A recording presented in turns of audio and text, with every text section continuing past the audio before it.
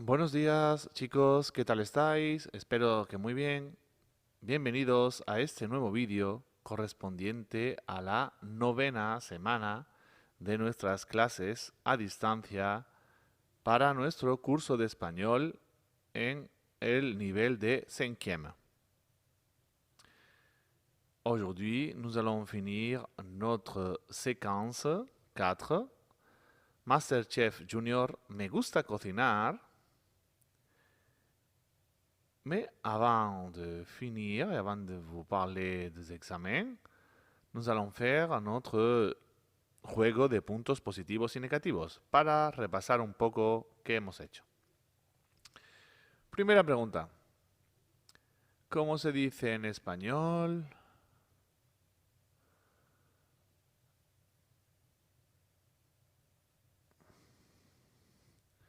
J'adore manger. J'adore manger. A mí me encanta comer.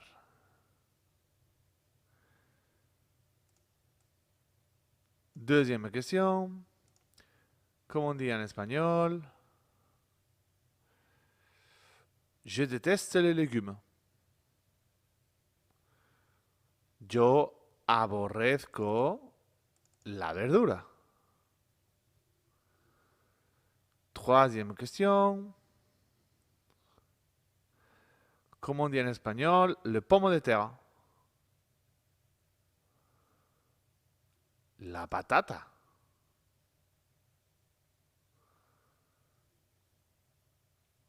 Quatrième question. Comment on dit en espagnol 835?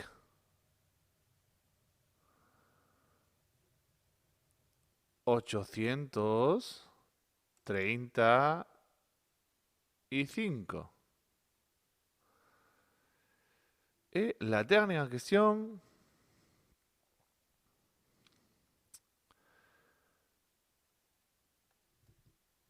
Dis-moi les possessifs en espagnol.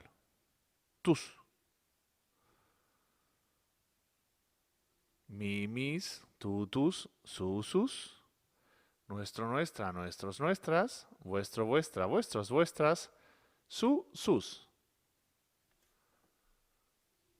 Muy bien, chicos y chicas. Una vez que hemos realizado nuestra revisión, vamos a continuar con nuestra session. Avant de commencer, comme d'habitude, la date, la fecha de hoy. Hoy es viernes 29 de mayo de 2020. Avant de corriger les exercices que nous devions faire pour aujourd'hui, je vous montre que nous allons réaliser notre examen de la séquence 5 Me gusta cocinar pour la semaine prochaine. Mais vous savez que cet examen, ce sera une expression orale. C'est une expression orale qu'il faudra m'envoyer à travers Flipgrid. L'heure limite d'envoi de la vidéo, ça sera le vendredi prochain à 17h. Je vous avais déjà présenté ces projets finaux. C'est un projet final en plus que je vous l'avais présenté avant le confinement. Mais pour que tout le monde s'en souvienne, je vous montre encore la grille d'évaluation que je vous avais montrée déjà pour vous rafraîchir un peu. Parce que si on regarde les dates, nous avons commencé cette séquence le 10 mars. Et nous sommes le 29 mai. Alors, d'abord le vocabulaire, le lexique des produits alimentaires et de la durée. Nous avons vu énormément de vocabulaire par rapport à tous les produits de cuisine. Et vous pouvez aussi chercher, si vous êtes en train de faire votre plat, des produits que vous ne savez pas encore. En tant que grammaire, les verbes à teneur affective, qu'on a travaillé, on a fait en plus Google Form, l'expression de la volonté et de la préférence, la diphtongue, l'affaiblissement, les adverbes de quantité et l'impératif. L'impératif qu'on va corriger aujourd'hui. prononciation, débit, intonation, la compétence numérique à travers l'envoi de la vidéo avec Flipgrid, originalité dans votre présentation, et comme nous ne pouvons pas faire un binôme, j'enlève ce travail en binôme et je rajoute donc les 2 points qui manquaient pour avoir 20 ici. De cette façon, la note, ça sera sur 20, mais ça sera individuel.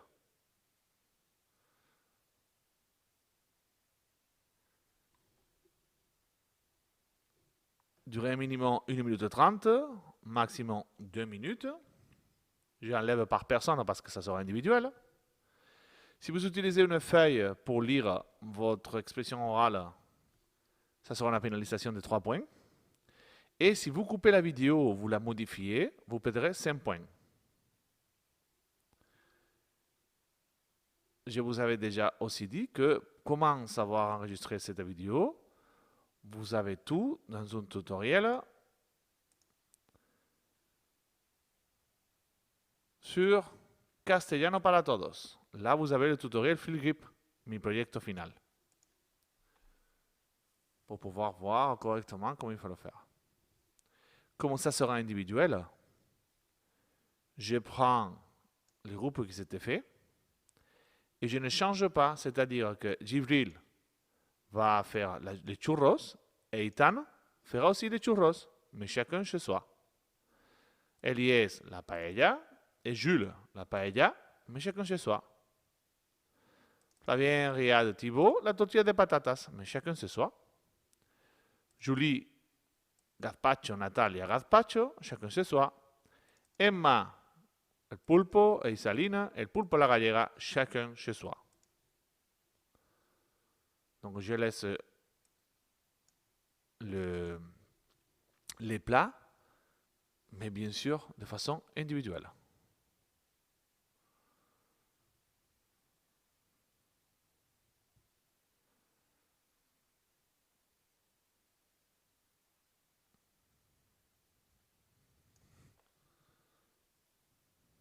Voilà tout. Pour la présentation de cet examen, de cette séquence, ça sera seulement une expression orale. D'accord? C'est pour ça que je vous le montre ici. Expression orale. Donc, il n'y aura pas ni de compréhension orale, ni de compréhension écrite, ni d'expression écrite. Seulement, on aura une note d'expression orale par rapport à notre vidéo de cuisine et notre thème Me gusta cocinar. Pour la correcte manipulation et la possibilité d'envoyer correctement la vidéo sur Flipgrid, je dois vous donner ces codes. Une fois que vous allez voir votre vidéo tutoriel et vous allez être prêt de télécharger l'application Flipgrid, vous allez voir que toujours il va vous demander un code. C'est celui-ci, les codes que vous en avez besoin pour rentrer dans notre espace à nous, Flipgrid. Notre espace de Me gusta cocinar. De cette façon, j'aurai la possibilité de voir ici vos réponses et vos vidéos.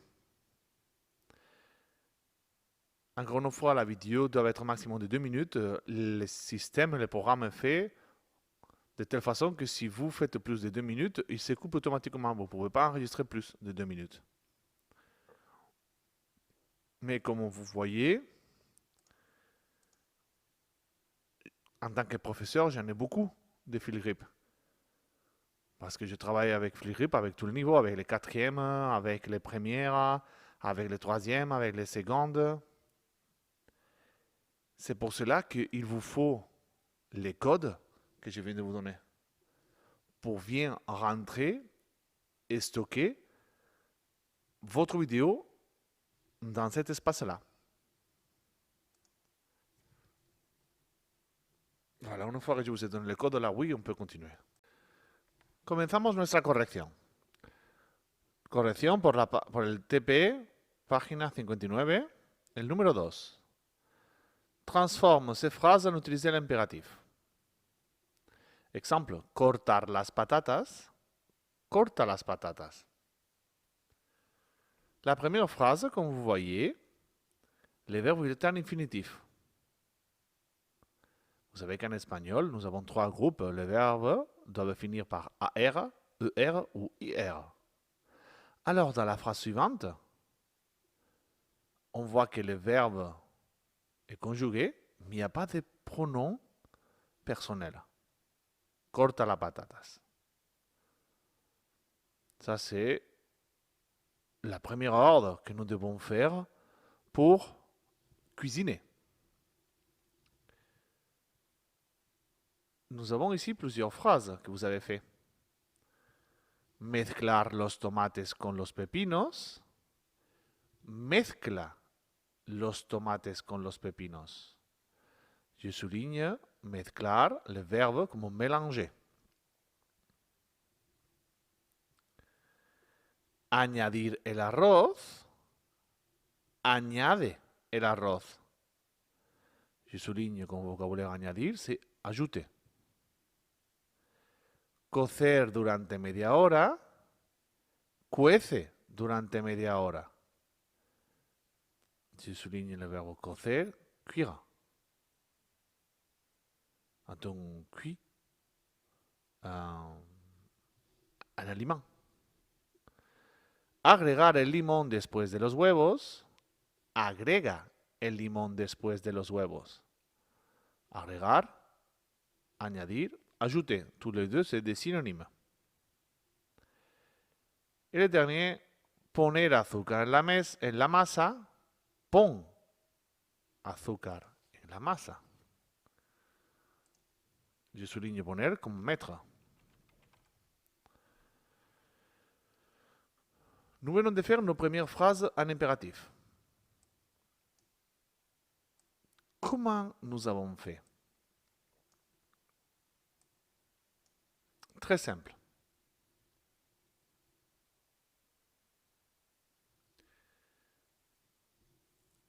Et l'impératif. Nous utilisons l'impératif pour donner des ordres. C'est la première fois qu'on va apprendre l'impératif, donc on va le prendre seulement pour la deuxième personne au singulier, car nous donnons des ordres à une autre personne qui est face à nous. Nous donnons des ordres à notre cuisinier. Ou quand on va exprimer et on va expliquer notre plat de cuisine, on donne des ordres en expliquant comment il faut faire.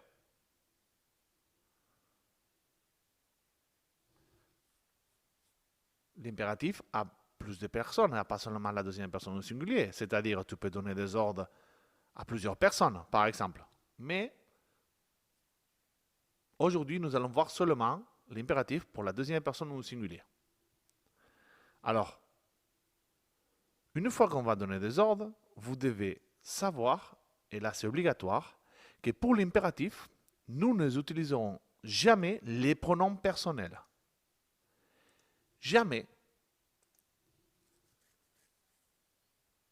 Yo, tú, él, ella, usted, nosotros, nosotras, vosotros, vosotras, ellos, ellas, ustedes.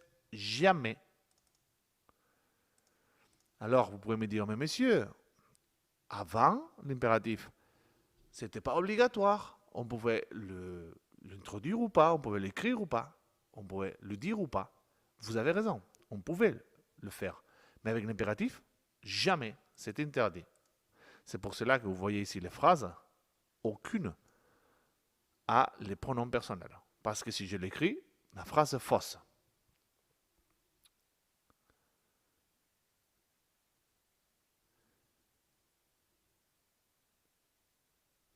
Et une autre chose qu'il faut savoir pour bien écrire l'impératif, c'est qu'il va falloir utiliser des signes d'exclamation au début et à la fin. Même si dans les phrases ici de la correction, nous ne l'avons pas fait, c'est très courant et d'ailleurs c'est intéressant de savoir que quand on utilise l'impératif, on va utiliser des points d'exclamation car quand nous donnons un ordre, normalement on change le ton de notre voix. Donc pour marquer qu'on change le ton de notre voix, à l'écrit, il y aura des points d'exclamation. Et vous savez qu'en espagnol, ils sont devant et derrière, au début et à la fin. On ne dit pas normalement tais-toi. On le dit tais-toi. Je change le ton. En espagnol, c'est pareil. Cállate. Je change le ton. Je mets des points d'exclamation. Comment nous allons faire pour le conjuguer à cette deuxième personne au singulier? Très simple. Pour conjuguer un verbe à l'impératif, nous utilisons la deuxième personne au singulier au présent de l'indicatif et nous enlevons le S. C'est-à-dire, je donne un ordre. Danse, baila. Mais comment je suis arrivé à donner cet ordre? J'ai pris le verbe bailar et je le conjugué. Yo bailo, tu bailas. Alors, une fois que j'arrive à cette deuxième personne au singulier, j'enlève le pronom personnel, j'enlève le S et comme ça, je sais comment il faut dire l'ordre. C'est pareil qu'en français, encore une fois, on trouve la même grammaire. Très simple. Baila, danse. Mais il y a une petite particularité, mais qu'elle est très simple, vous allez voir tout de suite, et vous allez l'apprendre tout de suite. Car si cela, c'est la règle générale pour 99,9% de verbes en espagnol, pour l'impératif en deuxième personne au singulier, nous avons des irréguliers. Mais il y en a seulement 8. Et vous allez l'apprendre tout de suite, puisque nous avons une règle mémotechnique qui marche très bien. Vous devez apprendre ces mots. Ponten, ven, haz, salve, dice. Je répète encore une fois. Ponten, ven, haz, salve, dice. Encore. Ponten, ven, haz, salve, dice. Plus vite. Ponten, ven, haz, salve, dice. Ponten, ven, haz, salve, dice. Ponten, ven, haz, salve, dice. Ponten, ven, haz, salve, dice. C'est un mot que vous allez apprendre. Vous le savez déjà. Ponten, ven, haz, salve, dice. Il faut le répéter environ de 10 à 20 fois. Et une fois que vous l'avez fait, je vous laisse le faire.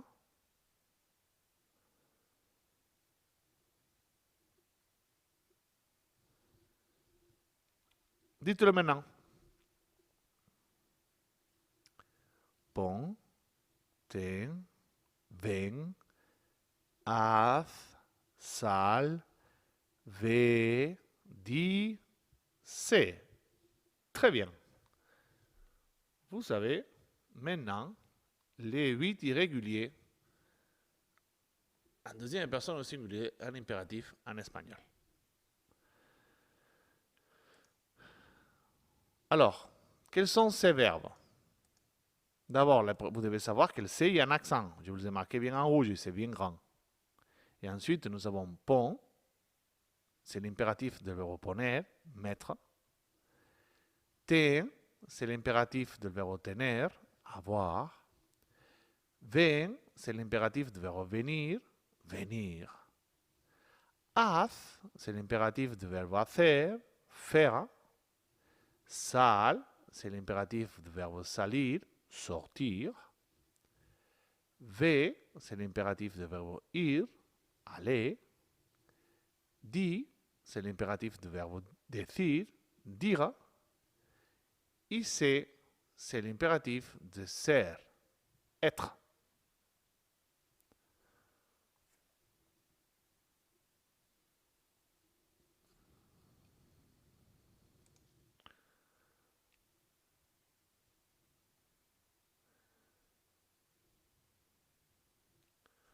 Voilà votre cours impératif pour la deuxième personne au singulier en espagnol.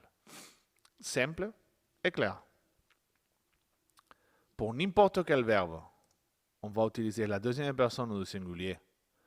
On va enlever le S et on enlève le pronom personnel pour savoir comment il faut faire l'impératif. On met des exclamations parce qu'on change le ton. Et ensuite, nous savons qu'il y a 8 irréguliers. Ponten, ven, haz, salve, dice, qu'on va les apprendre par cœur. Nous continuons maintenant notre correction. Retrouve dans cette chaîne les formes du verbe nécessitar au présent et donne sa conjugaison dans l'ordre. Nous avons ici cette chaîne et pour pouvoir le conjuguer, nous avons ici necesito, necesitas, necesita, necesitamos, necesitáis, necesitan. Verbe necessitar, je le souligne, avoir besoin.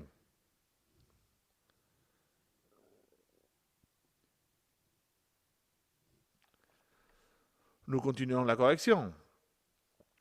Page 135, numéro 47.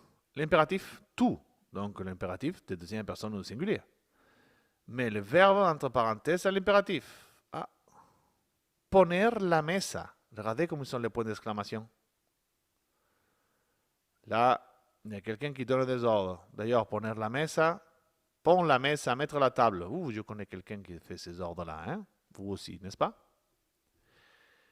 Pelar los aguacates. Pela los aguacates. Exprimir el zumo de fruta. Exprime el zumo de fruta. Machacar los tomates. Machaca los tomates. Escribir la receta. Escribe la receta. Responder al cuestionario. Responde al cuestionario. Comme vous voyez, nous utilisons l'impératif comme on vient de l'apprendre. Pelar, exprimir, machacar, escribir, responder. Je le conjugue à la deuxième personne du singulier. Tu pelas. J'enlève les pronoms personnels et j'enlève le S. Et comme ça, j'ai l'impératif. Pour tous pareil, sauf pour les irréguliers. Pon, ten, ven, haz, sal, ve, di, sé.